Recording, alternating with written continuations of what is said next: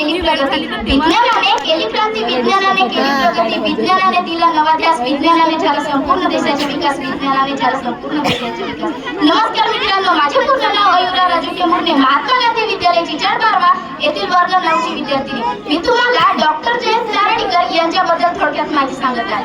शास्त्रज्ञ म्हटला की आपल्या डोळ्यासमोर एक गंभीर चेहऱ्याच्या कुठल्या तरी ग्रंथालयांमध्ये पुस्तक वाचत बसलेले किंवा संशोधनाचे विचार करत स्वतःच मग्न असलेले, त्यातही ते गणितीय असले की सामान्यतः भीती वाटायला लागतो. पण डॉक्टर जयंत नारळीकर यांचे व्यक्तिमत्व अतिशय विरुद्ध होते. कोल्हापूरचे असलेले डॉक्टर जयंत नारळीकर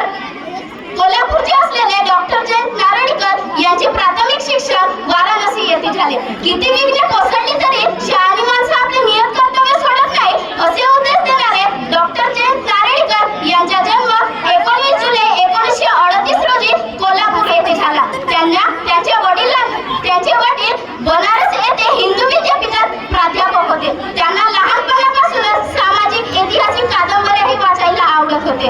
त्याचप्रमाणे त्यांच्या आईने त्यांना हितोपदी व पंचतंत्र यांमध्ये देखील त्यांना गोष्टी सांगितल्या.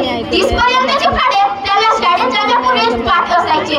त्यांच्या मामांनी व त्यांच्या वडिलांनी गणितातील कोटी व खूप प्रश्न देखील विचारले आणि 1957 मध्ये बनारस विद्यापीठातून बीएससी प्राप्त केली आणि पुढील शिक्षणासाठी त्यांना स्कॉलरशिप मिळाली. इंग्लंडमधून केम्ब्रिज विद्यापीठात ते शिकण्यास गेले आणि टायफास ही गणितातील महत्त्वाची परीक्षा पास केली आणि 1995